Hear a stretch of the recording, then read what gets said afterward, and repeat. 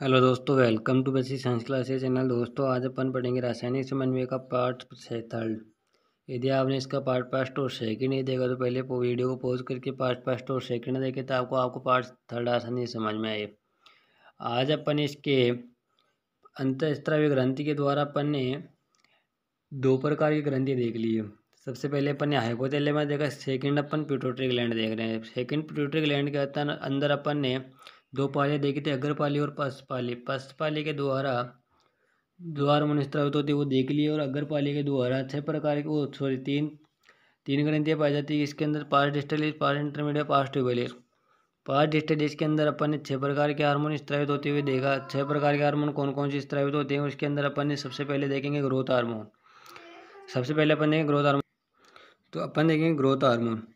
Growth hormone सबसे पहले growth hormone में अपन ने देखा, इसके अंदर देखो सेल डिवीजन करता है यानी कोशिका विभाजन को प्रेरित करता है। दूसरा यानी कि पेशी ग्रोथ को प्रेरित करता है। तो यानी प्रेरित करता है तो कोशिका विभाजन होगा जब भी, तो यानी कि एक कोशिका से दो कोशिका का निर्माण होगा, और उसी से क्या होगा यानी कि मनुष्य की वृद्धि होगी वगैरह होगा। तो इसके अंदर देखो इसके कुछ रोग होते हैं। यदि अब कोशिका विभाजन अधिक हो जाएगा तो क्या होगा, और कम हो जाएगा तो कौन सा रोग होगा, और ज़्यादा हो जाएगा तो कौन सा रोग होगा, और कम हो जाएगा तो कौन सा रोग होगा। तो इसके अंदर अपन कुछ डिजीज देखते हैं। देखो अपन दो भागों में देख लेते हैं अपन। सबसे पहले लिखते हैं अपन जीएच का अल्पस्राव, बोल तो कम होने पर। ग्रोथ हार्मोन का अल्पस्राव। एक लिखते हैं अपन अधिक स्राव, तो जीएच का अतिस्राव। अब देखो इसका कम स्राव होने पर क्या होगा, और अति स्राव होने पर बोलते ज़्यादा स्राव होने पर क्या होगा। अब ये भी बच्चों में अलग प्रकार जाता है, और वयस्क बोल तो एडल्ट में अलग प्रकार से होता है। तो अपन बाल्यावस्था में देखिए, यदि इसमें दे रखा है अल्पस्राव, तो किसका ग्रोथ हार्मोन क्या करता है, यानी कि वृद्धि को प्रेरित करता है। वुमन की वृद्धि को प्रेरित करता है, यानी कि बढ़ाता है, ग्रोथ करता है उसके अंदर। तो ग्रोथ हार्मोन अल्प कम वाला होगा, यानी कम स्राव होना। तो ग्रोथ हार्मोन क्या होगा, जब कम स्राव होगा तो कौन सा रोग होगा, और अति बोल दो अति यानी अधिक स्राव होने पर। तो अधिक स्राव होने पर कौन सा रोग होगा। तो कम स्राव होने पर बच्चों में अलग से होता है, और वयस्क बोल दो एडल्ट में अलग से होता है। तो अपन सबसे पहले देखेंगे यानी कि बच्चों के अंदर कौन सा रोग होता है। तो देखो बच्चों में यदि इसका अल्प स्राव हो गया तो बच्चा क्या होगा, यानी कि बोना ही रह जाएगा। यदि ग्रोथ हार्मोन ही कम स्राव हो रहा है तो बच्चा क्या रहेगा, बोना ही रहेगा, यानी कि उसकी वृद्धि नहीं होगी, ग्रोथ नहीं होगी। आपने देखा होगा यानी कि कई की एज यानी कि 25 ऐसे 30 के बीच होती है, वो कितने यानी कि ठीक नहीं रहती है, यानी कि 2 ढाई 3 से 4 फुट की भी होती है, कोई तो कोई 4 फुट का होता है। कई की उनकी क्या है ग्रोथ हो नहीं पाती है। ये क्या हार्मोन्स का कारण है, क्या होता है हार्मोन्स। इसमें कौन सा हार्मोन है, ग्रोथ हार्मोन। तो ग्रोथ हार्मोन की वृद्धि से को अल्पस्राव से क्या होता है, यानी कि वो बोना ही रह जाता है। तो क्या होते हैं, बोने रह जाते हैं, बोने। तो अपन इसे बोल सकते हैं मैं पूछ रहा हूँ मिज गेट, क्या बोलते हैं अपन, मिज गेट बोलते हैं भैया, क्या मिज गेट। तो इसे अपन बोलते हैं, इसमें कौन सा रोग हो गया, इसे एस्टियो मिज गेट या एस्टियोलिसिस क्या बोलते हैं, एस्टिलियोसिस बोलते हैं भैया।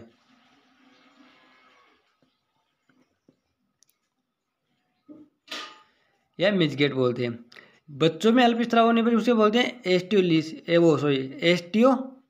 एस्टिलियोसिस। हाँ, और यदि यही एडल्ट के अंदर स्रावित होने लग जाए, बोल तो वयस्क में कम स्राव होने से कौन सा रोग होगा, इसे बोलते हैं अपन सीमन रोग। कौन सा, सीमन रोग बोलते हैं। मैं आपको भी क्वेश्चन कैसे बन के आता है वो बताऊंगा, पहले आप अपने इसके बारे में समझ लेते हैं। अतिस्राव, वही अतिस्राव बोल तो अधिक स्राव होने पर। पहले तो कम स्राव हो रहा है, अधिक स्राव हो तो यानी कई व्यक्तियों को देखोगे यानी कि बहुत लंबे होते हैं, है ना। तो वो लंबे होने का क्या होता है, उनकी अतिस्राव हो जाता है हार्मोन्स का। अतिस्राव होने से कौन सा रोग होता है, इसे अपन बोलते हैं महाकायता या भीम कायता। तो बच्चों में देखो, बच्चों में इसे बोलते हैं बाल्यावस्था बोल दो, इसमें महाकायता या भीम कायता बोलते हैं। अतिस्राव होने से क्या होता है, महाकायता या भीम कायता। और यदि यही वयस्क में अधिक स्त्राव होने लग जाए, वयस्क में अधिक स्त्राव होने लग जाए तो अपन इसे बोलते हैं, इसके अंदर हो जाता है यानी चेहरा या अपन का शरीर बेडोल हो जाता है। बोल तो ऐसे उबड़ा खबड़ा हो सकता है। आपने देखा होगा यानी कि किसी का मुंह किधर जा रहा है और सिर किधर जा रहा है, तो उसका कारण क्या हो जाता है, यानी कि अधिक स्त्राव होने से क्या हो जाता है, उसका यानी कि एंगल चेंज हो जाता है। वयस्क क्या होता है, यानी कि मनुष्य का एंगल चेंज हो जाता है। तो शरीर व चेहरा क्या हो जाता है, बेडोल हो जाता है।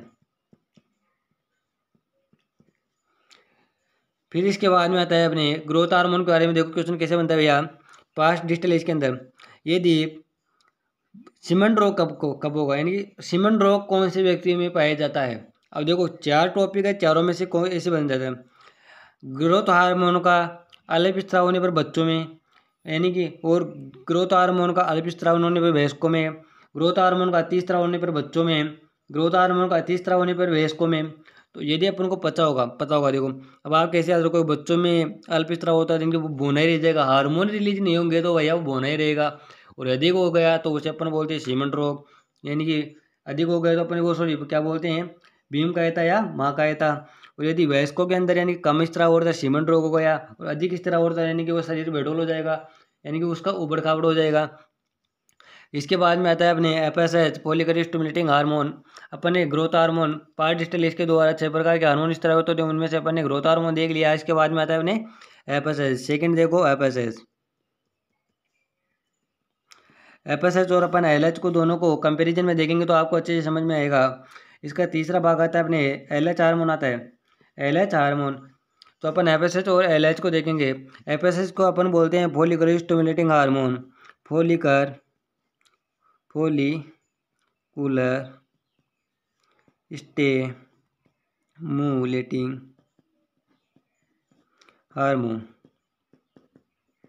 और अपन एलएच को बोलते हैं ल्यूटिनाइजिंग हार्मोन, ल्यूटिनाइजिंग हार्मोन। मैं आपको हिंदी में इसलिए लिख कर समझा रहा हूँ ताकि अधिकतर स्टूडेंट हिंदी मीडियम से होते हैं, जबकि बहुत कम इंग्लिश मीडियम से होते हैं। जबकि इनका इंग्लिश एक्सप्लेनेशन सॉरी इंग्लिश में भी नेम ए रहता है फॉलिकल का, यानी कि फॉलिकल स्टिमुलेटिंग हार्मोन कहा जाता है। इसका कोई हिंदी में अलग से नाम नहीं होता भैया, और इंग्लिश में अलग से नहीं होता। हिंदी इंग्लिश में दोनों की फुल फॉर्म सेम होती है। तो अपन देखते हैं दोनों। देखो अपन एफएसएच को पुट्टी का प्रेरक हार्मोन भी कह सकते हैं। इसके द्वारा देखो अलग अलग प्रकार के हार्मोन स्रावित होते हैं। आप कैसे याद रखोगे, एफएसएच बोल दो सर्टोली कोशिका। सर्टोली कोशिका किसके अंदर पाई जाती है, नर के अंदर पाई जाती है भैया। नर में क्या पाई जाती है, सर्टोली कोशिका पाई जाती है, सर्टोली सेल पाई जाती है।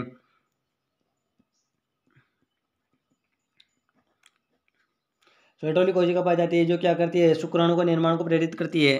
क्या करती है, शुक्राणु निर्माण को प्रेरित करती है। शुक्राणु निर्माण को क्या करती है भैया, प्रेरित करती है।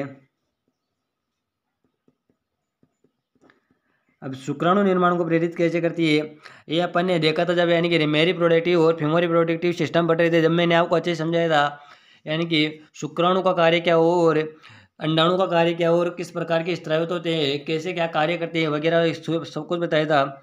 यदि अपन इसके बारे में लॉन्ग वीडियो बनाएंगे अच्छे से समझेंगे तो वो वीडियो बहुत बड़ा हो जाएगा। तो अपन को इसके बारे में कुछ हल्का फुल्का समझते हुए चलेंगे।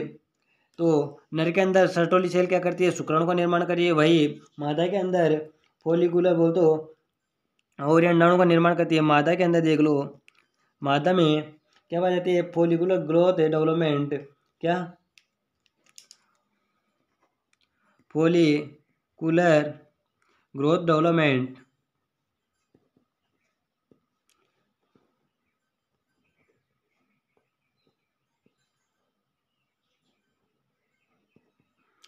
स्पेलिंग देख लेना एक बार इसकी डेवलपमेंट की। तो ये क्या करती है, अंड शुक्राणु निर्माण में प्रेरित कर रही है सर्टोली को। जो उसी प्रकार फॉलिकुलर ग्रोथ डेवलपमेंट क्या करता है, इसके अंदर ये अंडाणु के निर्माण को प्रेरित करता है। क्या करता है, अंडाणु निर्माण को, अंड जनन बोल सकते हैं अपन, अंड जनन को प्रेरित करता है, अंड जनन को प्रेरित करता है।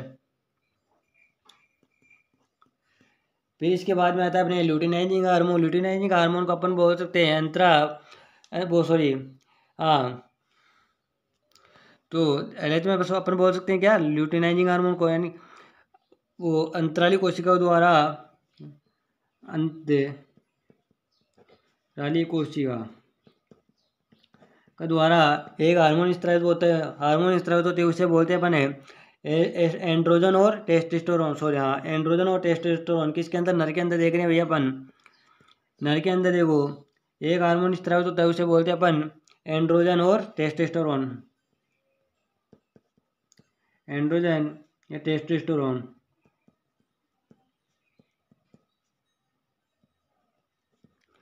फिर आता है इसके अंदर ICH की फुल फॉर्म देखो, इंटरसेलुलर सेल स्टिमुलेटिंग हार्मोन होता है इसके अंदर, जो ICH पाया जाता है। यहाँ से कई बार क्वेश्चन बन जाता है, ICH की फुल फॉर्म बोलिए, ICSH की फुल फॉर्म बताइए। तो इसकी फुल फॉर्म होती है इंटर स्टेकियल सेल स्टिमुलेटिंग हार्मोन।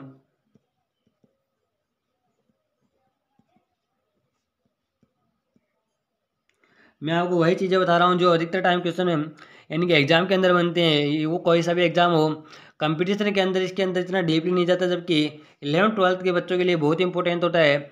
और जो स्टूडेंट साइंस से आगे कुछ करना चाहते हैं उनके लिए बेसिक यानी कि वो होना जरूरी है, तो उनके लिए बहुत बढ़िया है। तो अपन ने नर के अंदर देख लिया, इसी प्रकार इसमें अपन मादा में देखेंगे। तो मादा के अंदर क्या करता है, अंडोज को क्या करता है, प्रेरित करता है। बोल तो ओव्यूलेशन को क्या करता है, प्रेरित करता है। ओव्यूलेशन को क्या करता है, प्रेरित करता है। बोलते हो MC बोलो 14 डेज, जो मैंने आपको कब जैसे बच्चे का निर्माण कैसे होता है उसकी वीडियो के अंदर डाला है, तो आपको वीडियो को देखिए तो आपको अच्छे से समझ में आएगा। तो अपने इसके बोलते हैं अंडोस्तर, क्या बोलते हैं, अंडोस्तर या MC बोल सकते हैं अपन 14 डेज। फिर इसके बाद में आता है अपने देखो फोर्थ ल्यूटेनाइजिंग हार्मोन हो गया, सॉरी, इनके द्वारा होने वाले हार्मोन के कारण रोग।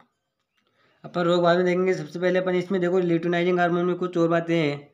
LH और क्या कार्य करता है देखो, ये क्या करता है, दूध स्त्रावण में यानी दूध संश्लेषण में सहायक होता है। दूध संश्लेषण में सहायक होता है। बोल तो मिल्क सिंथेसाइज, या ये क्या करता है, संश्लेषण या स्त्रावण में क्या करता है, यानी कि LH हार्मोन क्या करता है, स्त्रावित वो सॉरी सहायक होता है। फिर इसके बाद में आता है अपने ये किसके द्वारा, यानी कि पिट्यूटरी ग्लैंड अग्रपाली के द्वारा क्या होता है, एडिनोहाइपोफाइसिस द्वारा स्त्रावित होता है। फिर इसके बाद में आता है अपने ACTH एडिनल कोर्टेक्स प्रेरित हार्मोन। ये अपन देखते हैं भैया, अगले पेज में देखते हैं स्लो। अब अपने आता देखो इससे अगला ACTH हार्मोन क्या होता है। ACTH हार्मोन को अपना एडिनोकोर्टिकोट्रोपिक हार्मोन कहते हैं। यदि अब ये देखो किससे स्त्रावित होता है, एड्रिनल ग्लैंड बोल तो वल्कुट भाग में स्त्रावित होता है। तो आप कैसे याद रखोगे, देखो याद करने की ट्रिक बताता हूँ मैं। ACTH ऐसे आप याद रखोगे, एड्रिनल ADRE एड्रिनल, और एक शीशे याद रखोगे आप, कोर्टेक्स बोलते हो वर्टेक्स, बोलते हो कोर्टेक्स बोलते हो वल्कुट। तो क्या होता है, यानी कि थायराइड वो सॉरी एड्रिनल ग्लैंड का क्या होता है, वल्कुट भाग होता है। एड्रिनल ग्लैंड का वल्कुट भाग होता है, जिसके द्वारा 3 प्रकार के हार्मोन स्रावित किए जाते हैं। कौन कौन से देखो, ग्लूकोकोर्टिकोइड का हार्मोन, मिनरलोकोर्टिकोइड हार्मोन और सेक्सकोर्टिकोइड हार्मोन। इन तीनों के बारे में आपको आगे अच्छे से एक्सप्लेनेशन करूँगा, क्योंकि वहाँ पर आपको अच्छे से समझ में आ जाएगा और वहाँ पर काम भी है। फिर आता है अपने इसके बाद में TSH थायराइड स्टिमुलेटिंग हार्मोन। क्या आता है अपने इसके बाद में TSH, इसकी फुल फॉर्म होती है thyroid stimulating hormone. Thyroid stimulating hormone है ना।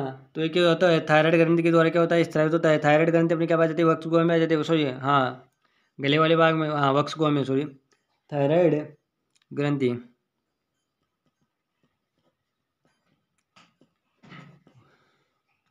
तो अपन इस थायराइड ग्रंथि के बारे में अपन जब पढ़ेंगे, यानी कि इसके बाद में अपने थायराइड ग्रंथि आती है पिट्यूटरी ग्लैंड के बाद में। ये क्या है, एक अंतःस्रावी प्रकार की ग्रंथि भी है। ऐसे अपन क्या बोल सकते हैं, एक अंतःस्रावी प्रकार की भी ग्रंथि क्या है, थायराइड ग्रंथि अंतःस्रावी प्रकार की ग्रंथि है।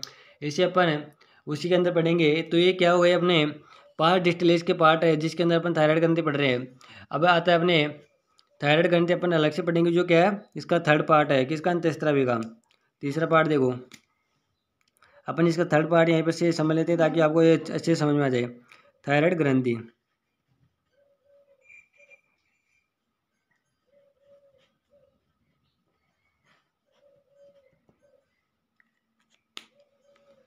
तो अपन थायराइड ग्रंथि के बारे में कुछ मेन बातें देख लेते हैं। इसके बारे में बहुत बड़ा एक्सप्लेनेशन है, तो अपन वीडियो क्या ज़्यादा बड़ा हो जाएगा, तो अपन इसके बारे में मेन चीज़ देख लेते हैं। सबसे पहले आता है अपने थायराइड ग्रंथि स्थित कहाँ पे होती है। इसकी स्थिति देखो, स्थिति होती है श्वास नली और कंठ के मध्य स्थित होती है। कहाँ पर? श्वास नली और कंठ के मध्य, श्वास नली व कंठ के मध्य स्थित होती है। फिर इसके बाद में आता है यानी कि सबसे बड़ी अंतःस्त्रावी ग्रंथि। तो अपन देखते हैं अभी इसके बाद में आते हैं अपने इसकी आकृति कैसी होती है। आकृति होती है इसकी एच शेप होती है। आकृति बोले तो एच आकार की होती है। फिर इसके बाद में आता है थायराइड ग्रंथि। थायराइड ग्रंथि एक वह ग्रंथि जो सबसे बड़ी अंतःस्त्रावी ग्रंथि है। सबसे बड़ी अंतःस्त्रावी, मैं सबसे बड़ी ग्रंथि की बात नहीं कर रहा हूँ, मैं सबसे बड़ी अंतःस्त्रावी ग्रंथि, सबसे बड़ी अंतःस्त्रावी अंतःस्त्रावी ग्रंथि के बारे में पढ़ रहे हैं ना। अंतःस्त्रावी का अपन थर्ड पार्ट पढ़ रहे हैं थायराइड ग्रंथि। तो थायराइड ग्रंथि क्या सबसे बड़ी है। अपन ने जो 5-6 प्रकार की ग्रंथियाँ पढ़ी ना थायराइड अंतःस्त्रावी में, पीयूष ग्रंथि, पिट्यूटरी ग्रंथि, हाइपोथैलेमस, पीलियन ग्रंथि वगैरह, थैलेमस, हाइपोथैलेमस, उनमें से थायराइड ग्रंथि क्या है सबसे बड़ी अंतःस्त्रावी ग्रंथि है। आप यानी सबसे बड़ी ग्रंथि मत समझ लेना, सबसे बड़ी अंतःस्त्रावी ग्रंथि है।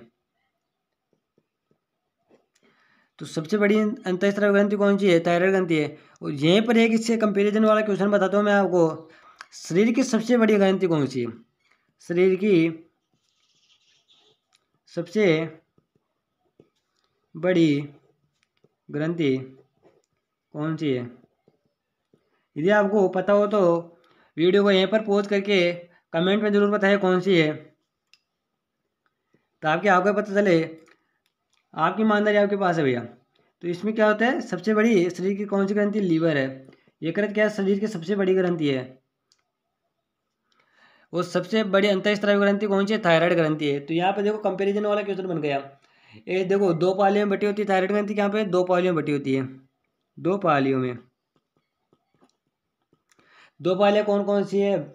पुट्टिका कोशिका और पेरापुट्टिका कोशिका। देखो